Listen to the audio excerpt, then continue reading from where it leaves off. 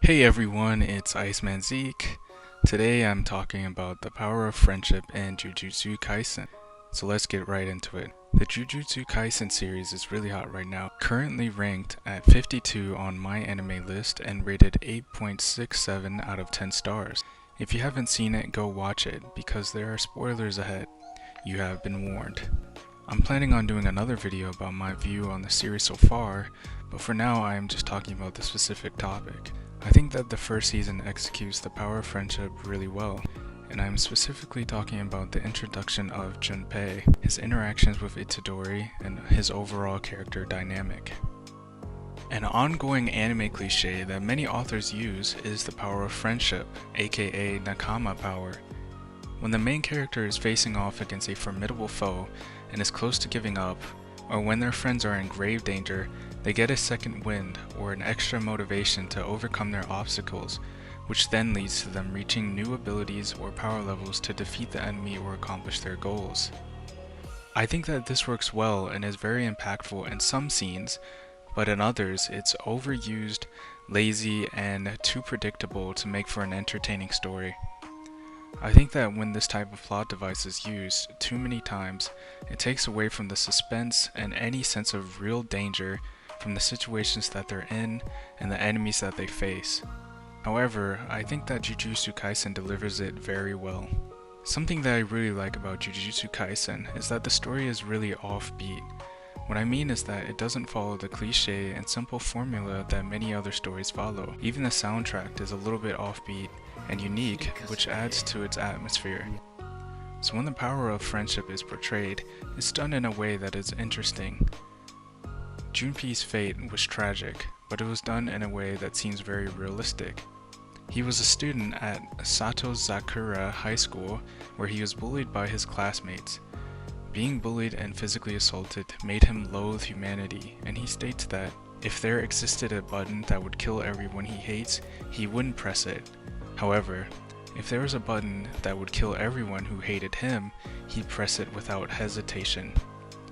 After entering a theater, Junpei finds himself in contact with Mahito, a curse who is nihilistic towards humanity. Junpei befriends him and wants to learn how to use curse powers. This is a great example of how young teens and anyone in general can go down the wrong path with negative influences, like peers who encourage the overuse of drugs or involve themselves in dangerous and criminal behavior. But on his path down the wrong road, Junpei eventually meets Itadori. After a light exchange, they have a laugh about their interest in movies. It seemed like, for the first time, Junpei was genuinely happy. I like this moment because it shows just how much of an impact a person can make when someone has had a rough childhood or a rough time in life. Finding someone who is positive and kind can make all the difference in someone's life. But what really makes this so powerful is that it takes a turn for the worst. Junpei isn't just taken in with the other sorcerers becoming a powerful ally to Itadori. No, he was tricked by Mahito when seeing the remains of his dead mother. After being manipulated without knowing who the culprit was, he went on a rampage and poisoned many of his classmates with his new curse techniques, similarly to how troubled high school students in real life take out their frustrations on their classmates by using extreme means. And after all of this, he was then killed by the very hands of the person who he started to trust the most. His end was sad, tragic, and ironic. It shows you how important aligning with the right crowd really is. Although it does take a turn, the events still have the elements of the power of friendship trope. After Junpei had his soul manipulated, Itadori pleaded desperately for Sukuna to do something about it. Mahito and Sukuna both mocked and laughed at him. This made Itadori turn into a righteous rage, seeking violence for his lost friend.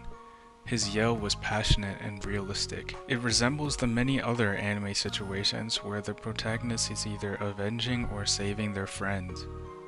Overall, I think the relationship between Itadori and Junpei is done really well and is done without falling into a boring, predictable way and managed to be really impactful at the same time.